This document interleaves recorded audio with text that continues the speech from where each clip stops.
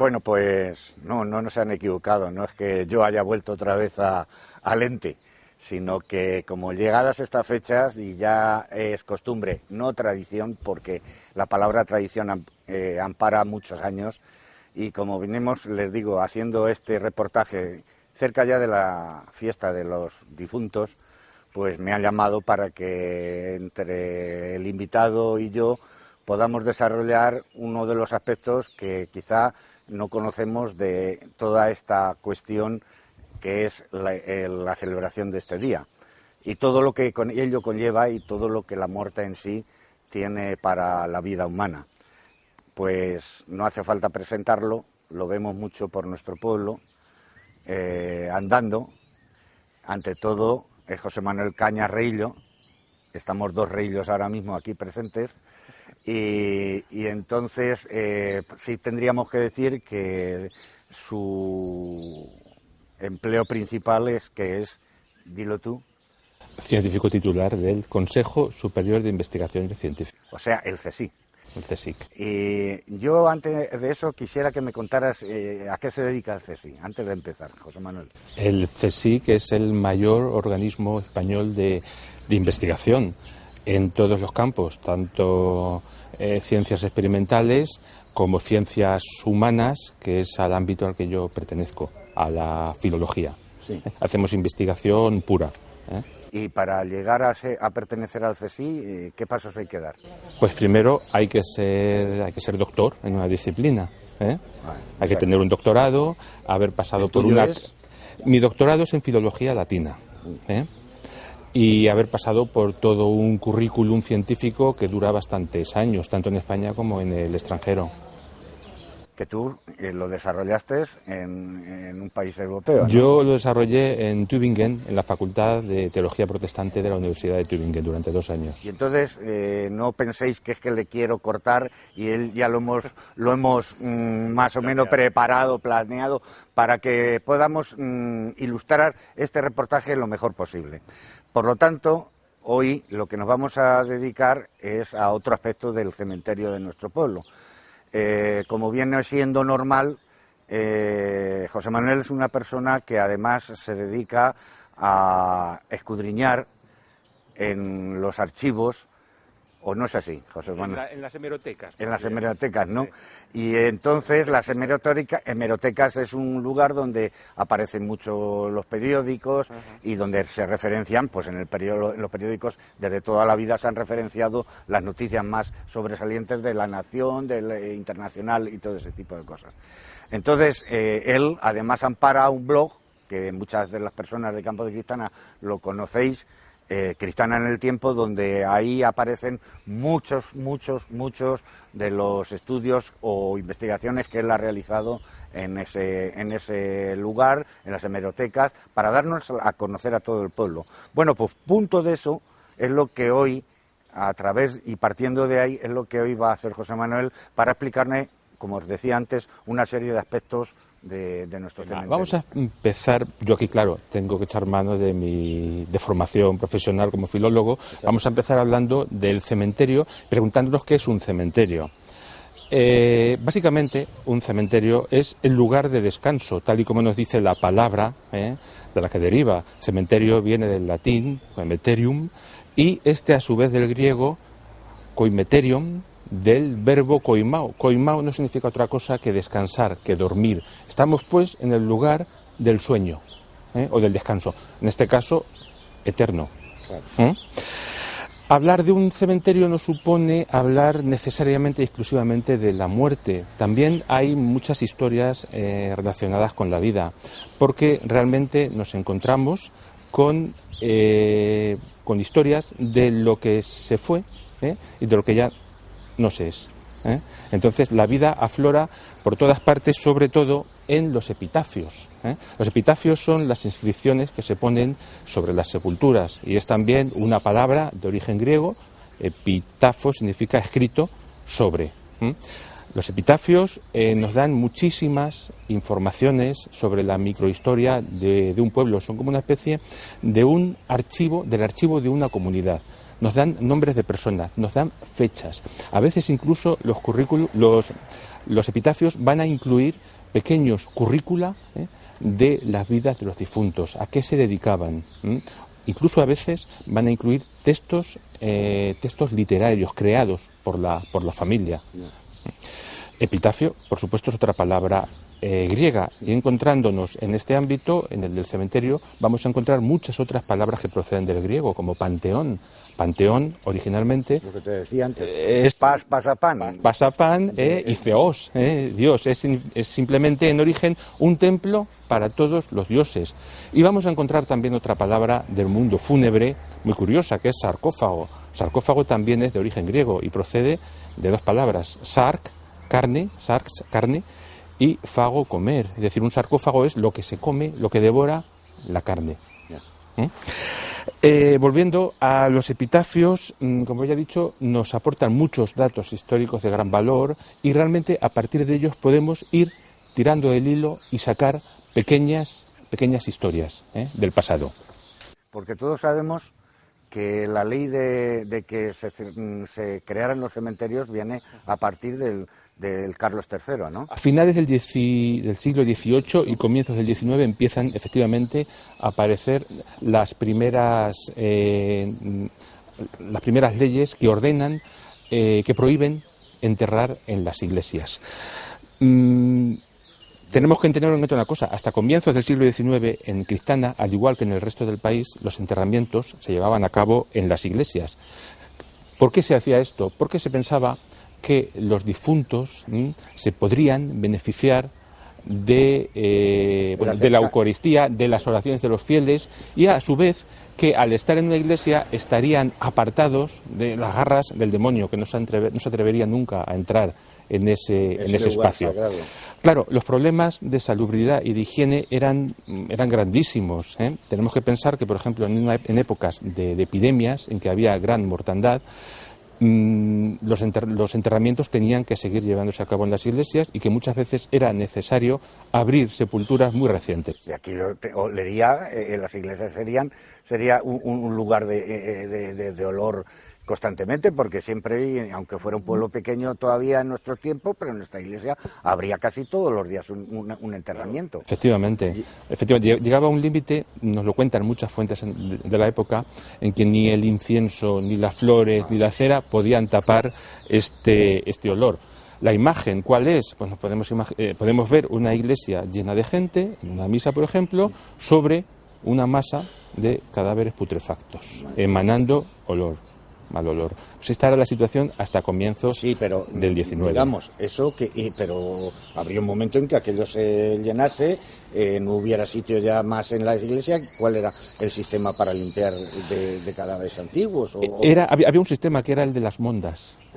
Las mondas. Y cada cierto tiempo se exhumaban los cadáveres de un espacio, de la iglesia o de toda la iglesia, y se llevaban al osario, a un osario. Entonces así se abría hueco para nuevos enterramientos. Ya.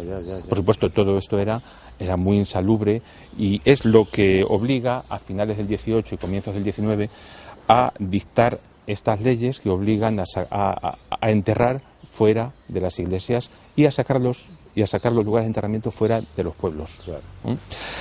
En Campo de Criptana, el primer cementerio se construyó en las afueras de la localidad, junto a la actual ermita de San Cristóbal. Y se inauguró en el año 1805, en la época en que Campo de Criptana, la iglesia cristanense, dependía del priorato de Uclés. Sí, porque todavía no se había creado diócesis priorato de las órdenes militares, porque realmente tiene 100 y pico años nuestra diócesis de historia, o sea que nosotros pertenecíamos a Uclés y en esa época fue cuando se hizo ese primer cementerio. Ese primer cementerio, sí. Es importante resaltar que Campo de Criptana fue una de las primeras localidades de España que optó por esta orden, llevar a cabo la orden. Esta orden, efectivamente, y por construir un cementerio fuera de la localidad. Pero las que ya estaban en la parroquia digamos, lo dejaron, porque sí hay constancia de que cuando se destruyó la parroquia, tuvieron que sacar muchos, allí había restos todavía. Entonces me imagino que aquellos quedarían ya allí, como ya pasaba más el tiempo, digamos que ya la salubridad no sería tan acuciante, ¿no? Sí, efectivamente, y supongo que en el subsuelo de la actual iglesia. Sí, bueno, en principio cuando se hizo el canal para la calefacción hace unos años, dio la casualidad que quedó, digamos, por la parte del Cristo de la Expiración un poco, digamos, más al centro, que se hizo un agujero y entonces apareció allí una cámara, digamos, mortuoria. Estaban los nichos, lo que sí es cierto es que no había ya restos, pero sí había algún resto de algunas telas de lo que había sido la indumentaria o la mortaja y todo esto, sí se pudo. O sea, que algo puede haber todavía. Seguimos con el relato. Bien, ¿qué ocurre a mediados del siglo XIX? Pues que aquel cementerio, ante la expansión urbana de Campo de Criptana, va poco a poco quedando más integrado en el pueblo. Y claro, eso sigue causando problemas. Se decide, por tanto, construir un nuevo cementerio. Y se elige un lugar que tenía algo de sagrado, porque ya en él se encontraba la ermita de la Concepción, una ermita, efectivamente la tenemos detrás, y bueno, se elige este lugar, que está entonces bastante alejado del pueblo, y se empieza ya a enterrar aquí prácticamente desde mediados del 19. Sin embargo, este lugar tenía algunas desventajas para ubicar aquí el cementerio, y era la abundancia de agua que había en otros tiempos. De hecho, todavía está el pozo de la Concepción, o sea, el que hay ahí en la puerta, enfrente de la ermita, y de vez en cuando se producían en esta zona grandes encharcamientos de agua que obligaban al ayuntamiento a contratar. No en vano, hace unos años tuvieron que hacer una obra faraónica de encauzar las aguas por delante del cementerio, que recordará a la gente de toda la obra que se tuvo que realizar. O sea que el agua sigue viniendo de la parte aquella del norte y sigue viniendo hasta nuestra parte. O sea que ahí seguimos igual. Efectivamente, sí. No, pues entonces el ayuntamiento de vez en cuando tenía que contratar los servicios de algún albañil para que hiciera obras y poder de alguna manera encauzar ese agua sobrante. El viejo cementerio de la Concepción, como ya he dicho, comenzó a utilizarse a mediados del siglo XIX y es este en el que nos hallamos ahora. El cementerio fue creciendo, a finales del XIX se destina una parcela a cementerio civil. Sí, que estaba exactamente al pasar a mano derecha del cementerio, lo que tenemos ahí enfrente, había un muro y entonces era la parte civil. Esa era, y yo me acuerdo de pequeño, con el tiempo, como tú sabes, ese muro desapareció debido a que ahora este cementerio es municipal, ya no hay diferencia entre cementerio católico, cementerio civil. Pasamos ahora a hablar de algunas historias, de algunas curiosidades que guarda este cementerio, y nos vamos para ello a los lugares adecuados. Pues vamos en ello.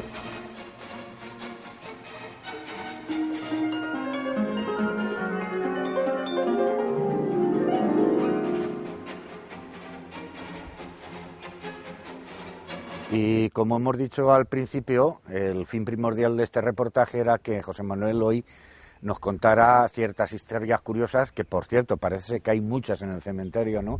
Pero hoy nos vamos a circunscribir a un determinado número en torno a las sepulturas y lo que conlleva la persona que está ahí enterrada y lo que fue su vida o fue su muerte. Ese es el motivo principal de este reportaje. Y empezamos con este. Dinos de qué va la cosa. Empezamos con la que quizá es la sepultura más enigmática de todo el cementerio. A mí lleva muchísimos años llamándome la atención, hasta que un día me puse a investigar a ver qué había detrás, qué historia había detrás de esta sepultura. Encontramos una lápida con una inscripción, un epitafio de ejecución muy cuidada, de que después de los años prácticamente todavía permanece intacta. Dice la inscripción: Adolphe J. Goldenthal, 1878-1931. Bien, ¿quién es Adolphe Goldenthal? Poco podemos decir de él, excepto que algunas pistas que podemos ir siguiendo de este pequeño texto. Bien, Goldenthal es un apellido de origen alemán. El compuesto Gold, oro, se encuentra en muchísimos apellidos judíos alemanes, como Goldschmidt, Goldberg, Goldman. Y es curioso que en el acta de defunción que se conserva en el juzgado no está inscrito como Adolphe Goldenthal, sino como Abraham Goldenthal. Ya. Vemos que tampoco hay ninguna cruz ni ningún símbolo religioso. Sí. Vamos a seguir adentrándonos algo más en su muerte.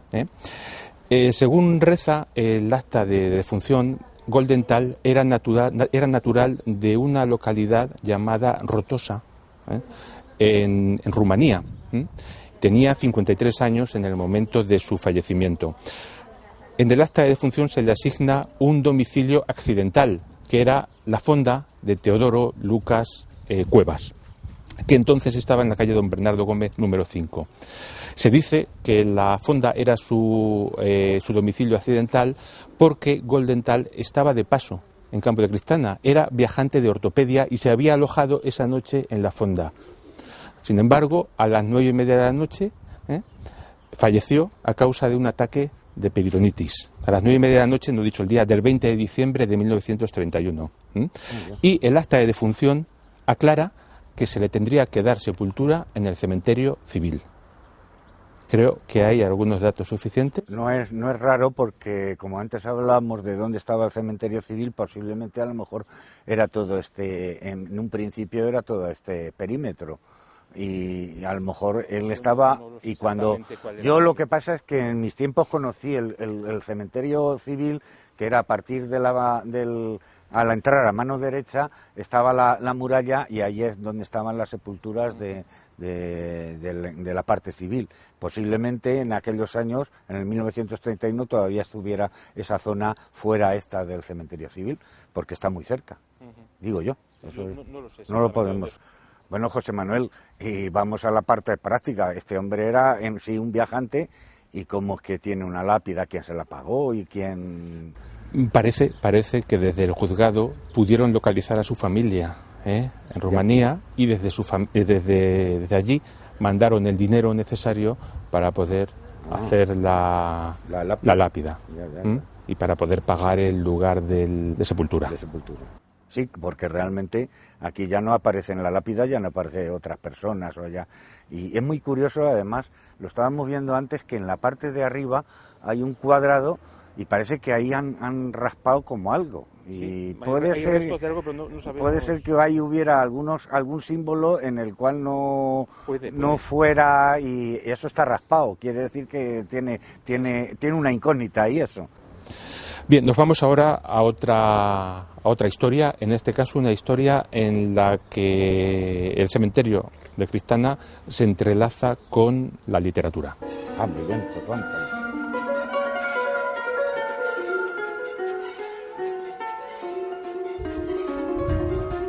Bueno, José Manuel, nos has traído a un lugar que para mí, en mi recuerdo, es la parte, digamos, más antigua. No sé si la más antigua del cementerio, pero sí, para mí, desde pequeño he considerado esta zona donde se veían una serie de tumbas. Algunas están ya muy reformadas, pero sí tenemos en torno a la que nos vas a hablar una serie de tumbas muy, muy características por su iconografía, por sus imágenes. Bueno, pues entonces es lo que te decía. ¿Esta realmente a quién pertenece? Pues es la sepultura de los Quintanar Funes. Y aquí encontramos los restos de uno de los que quizá podemos considerar principales intelectuales también más desconocidos de Campo de Cristana, que es Metodio Quintanar y Funes. Me suena que era cura, ¿no? Metodio Quintanar Funes efectivamente era cura, había nacido en Campo de Cristana en 1870 y tenemos de su vida una amplia y rica reseña biográfica que se publicó en el volumen de discursos leídos ante la Real Academia Hispanoamericana en la recepción pública del muy ilustre señor don Metodio Quintanar y Funes, es decir, que era académico de esta institución, y en la que entró en el año 1920.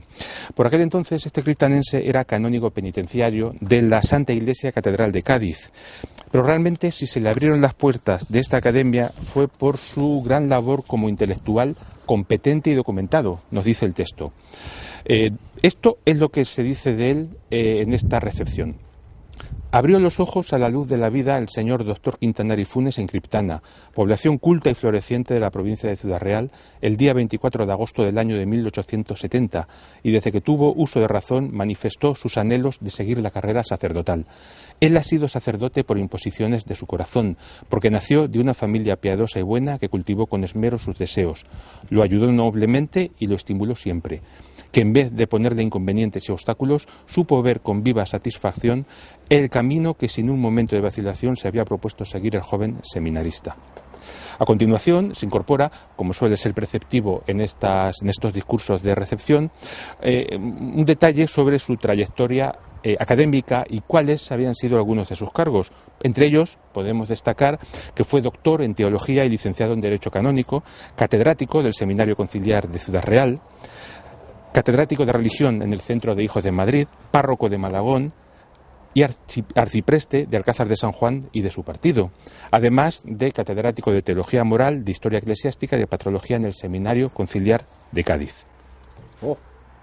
Y hay mucho más. También publicó algunos libros de tema religioso y algunos también de tema científico. Nos queda una noticia más de interés sobre Metodio Quintanar.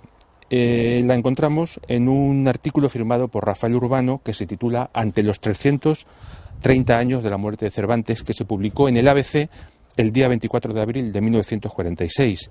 Nos habla de el sacerdote en la época en que era párroco de Alcázar de San Juan y nos dice: don Metodio Quintanar fue durante mucho tiempo párroco de Alcázar de San Juan y tiene un caudal de razones y un riquísimo conocimiento de causas, todo ello para sostener con firmeza que la partida auténtica del bautismo de Cervantes es la de la parroquia de Santa María, en aquella ciudad.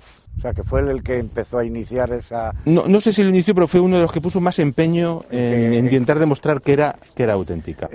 Antes de que la cámara estuviera filmando, me has dicho que una de las características también de esta es que es de los pocos sitios donde aparece una frase en latín. Es de las pocas sepulturas que tiene frases en latín en el epitafio. Sí. Efectivamente, la tenemos aquí. Domini timore vixerum dalitisque filis sanete, es un error, seguramente, por sancte mortuis sunt, es decir, en el temor del Señor vivieron, y criados sus hijos murieron santamente, con santidad.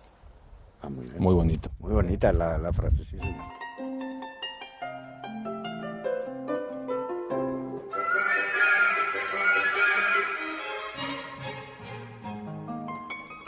Seguimos nuestro recorrido y en esta ocasión nos acercamos a uno de los sitios también que pasan quizá desapercibidos, no por ello que esté en el pasillo central del cementerio, pero aquí nos encontramos ante una tumba común donde están alojados los cuerpos de varios sacerdotes.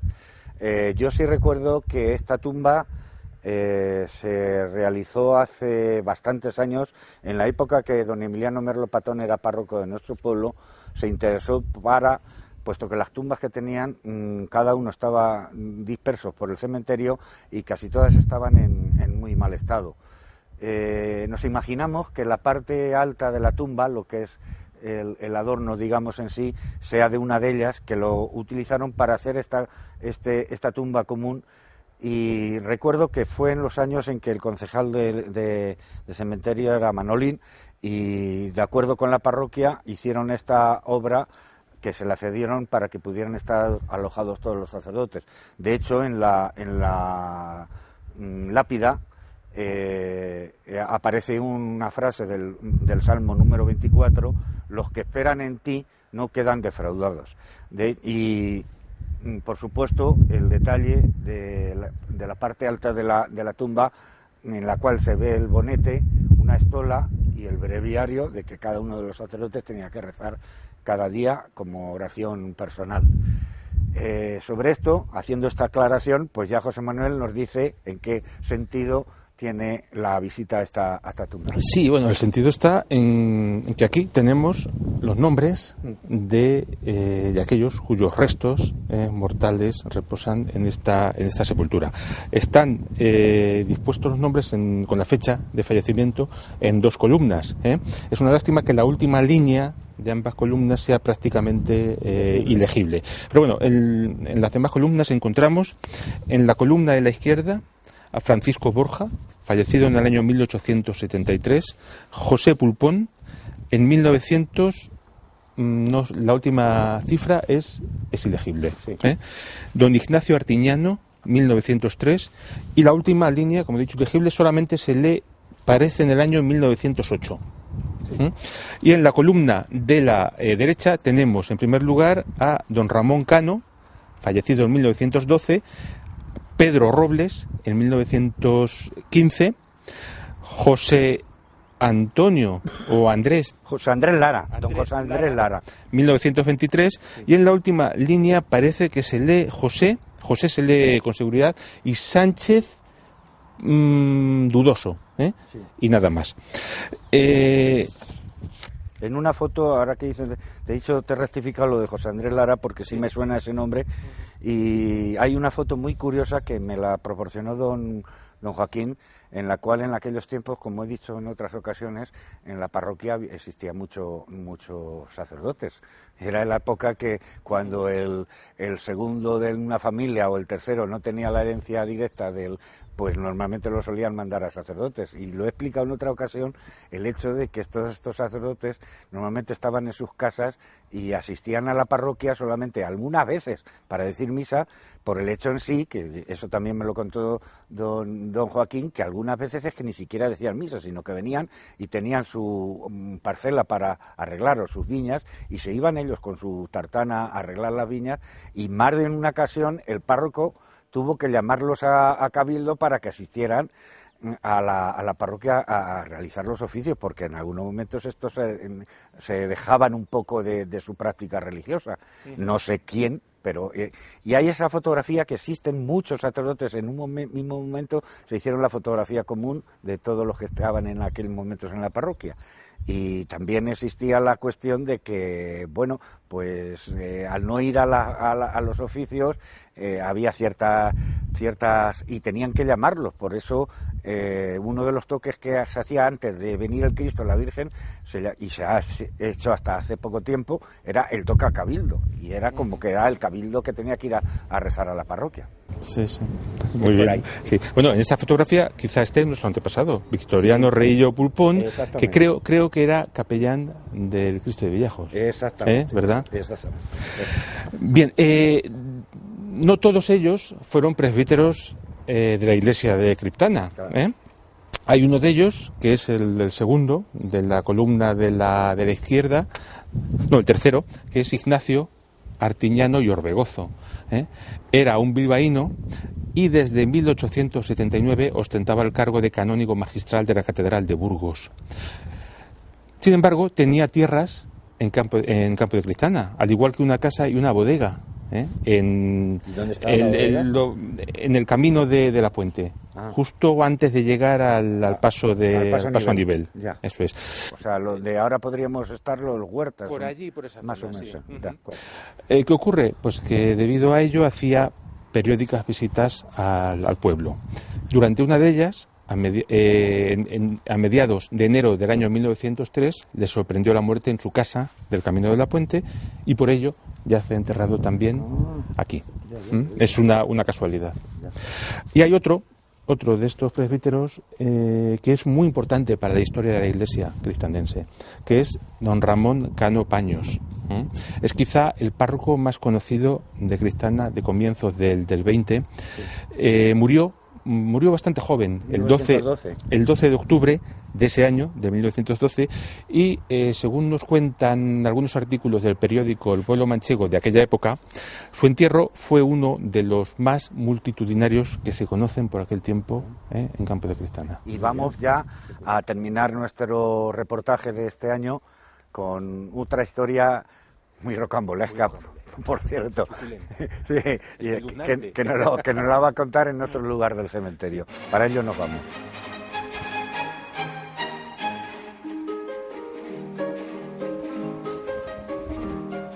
Y como antes le hemos dicho, pues cerramos nuestro reportaje aquí, perdón, y José Manuel nos va a contar una historia, un poco eso, lo que hemos dicho, la palabra rocambolesca.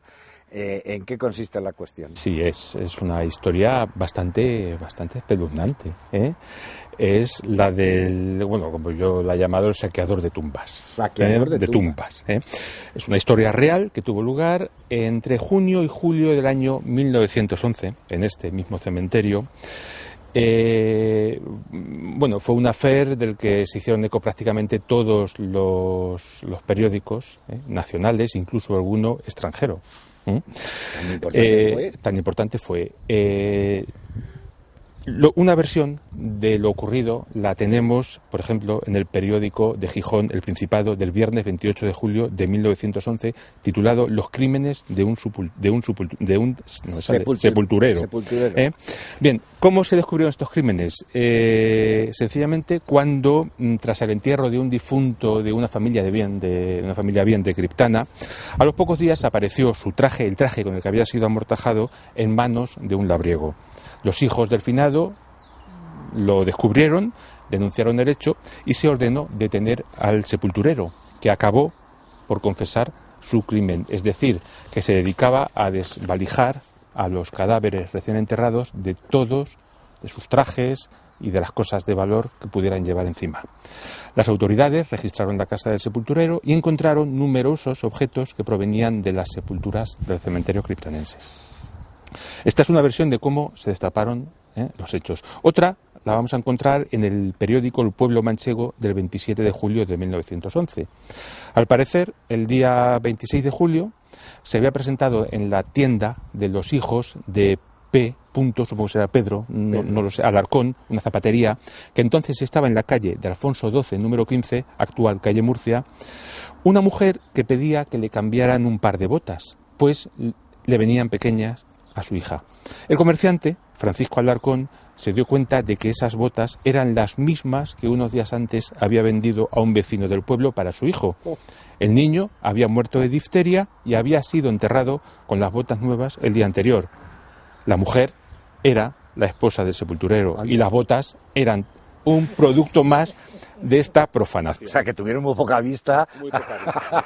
Los pobres serían un poco cerrados de molleras, ¿no? El matrimonio fue juzgado por estos hechos y declarado culpable. Madre mía. Madre mía. Y entonces, pero bueno, la pena no se sabe cuál fue. La pena no se sabe, pero bueno, sí, posiblemente el juicio está... posiblemente perdiera el oficio y ya, bueno, pues quedara sin oficio, digamos. Sí, hay un relato de cómo, creo que es también en el periódico El Pueblo Manchego, de cómo transcurrió todo el juicio, Y realmente pues se descubrió que los dos habían sido cómplices en el matrimonio. Sí, porque vamos a levantar claro, que en aquellos tiempos no había en los cementerios no había tanta lápida, posiblemente casi todos fueran como están alrededor de en estos momentos, que tenemos muchas tumbas de las que llaman de cuna o las del mismo suelo, y fuera más fácil desenterrar porque, claro, necesitaría una persona para poder mover una lápida. Ya sabemos que las lápidas pesan mucho, pero bueno, sería en aquellos tiempos más fácil poder desenterrar ya de por sí algo tétrico, ¿no? Tenían toda la noche para hacerlo. Claro. Y eso, pues... Madre mía. Bueno, pues sí que ha sido interesante esto. Bueno, José Manuel, pues muchas gracias. Perdón por lo que hayamos podido tener de errores, sobre todo yo. Y esperemos yo también, no, es que no pienso que hayas tenido, porque tú te lo tienes muy estudiado y entonces todo lo que nos has deleitado hoy haya sido del gusto de muchas personas de nuestro pueblo, que además les interesa todo lo que pertenezca a nuestra historia. Y si podemos ir descubriéndola con personas como José Manuel y tantas otras que tenemos en nuestro pueblo, pues esa es una cultura que no debemos de olvidar.